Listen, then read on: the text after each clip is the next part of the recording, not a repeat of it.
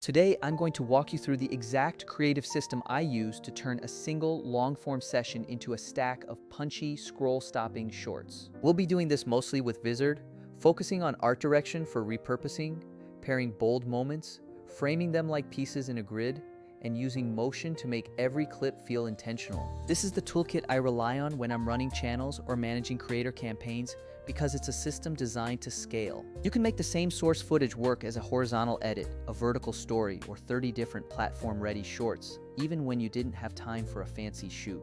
First, we have to plan the concept. Though you don't need a complicated story, you just need to decide what kind of contrast you want to create. For me, I love to pair intimate close-ups of faces or hands with broader environmental shots like crowds or landscapes. That contrast between the minimal and the busy, or the saturated and the muted, is where your audience's eye really lives. So, think about color, motion, and visual contrast before you even touch the timeline.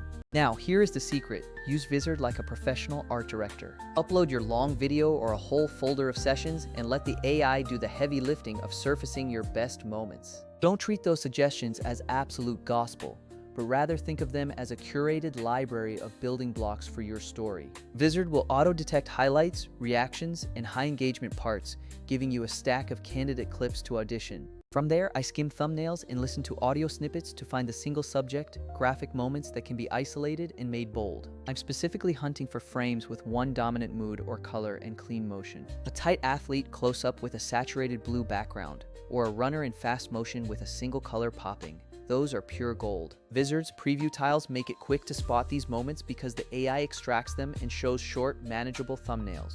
This allows me to quickly assemble a palette of clips that read well together visually. Next, pull together your contrast set, aiming for two specific types of shots.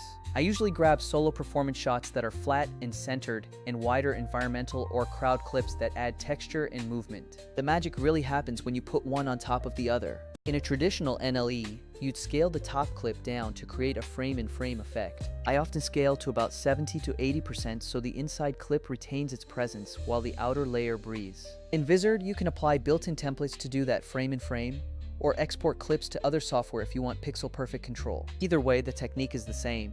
Smaller, bold center combined with a wider, dynamic background. For a quick demo workflow, upload your long source. Let Vizard extract the highlights and filter the suggestions visually. Pick a saturated, minimal close-up as your top layer, something that reads clearly even on a mobile phone. Pick a more chaotic crowd or environmental shot for the bottom layer. Drop the clips into the editor, resize the top to around 75%, and center it. Boom, you already have that instant, professional, graphic impact. Don't be precious about color because sometimes a clip you thought didn't fit becomes the piece that makes the whole edit sing. I once grabbed a seemingly out-of-concept yellow B-roll and paired it with a tonally blue swim clip. That yellow accent made the blues pop. The lesson is to think of your clips as a color system rather than just a narrative.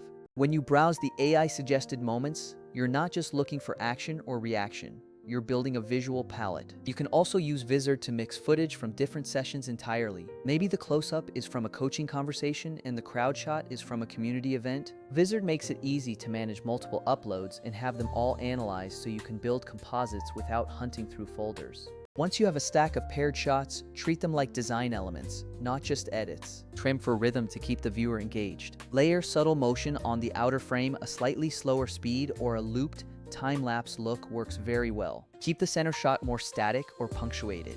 Sound design is huge here, like a soft whoosh when the top frame appears, or a tight impact to punctuate a key word. Vizard can suggest cut points and sometimes offers quick sound options. I still like to do a little manual polish, like pushing the transient on the hit or ducking the music under a voice line. Keep the center clip graphic with a single subject and little competing movement.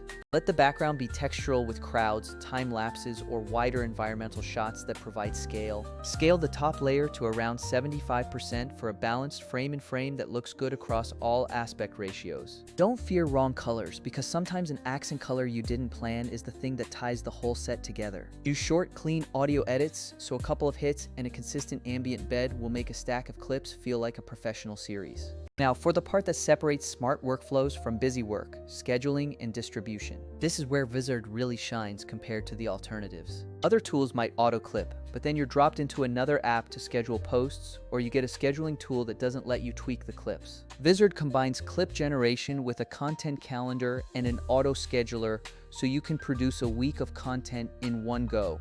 Set your cadence once, pick the best clips, and let the AI handle the rest. It's a time saver without being a black box because you can still audit every clip before it goes live. Vizard sits in the sweet spot: strong auto editing, easy manual tweakability, and built-in publishing tools. Try letting the bottom layer cut slightly before the top layer. It creates a smoother transition and feels more designed.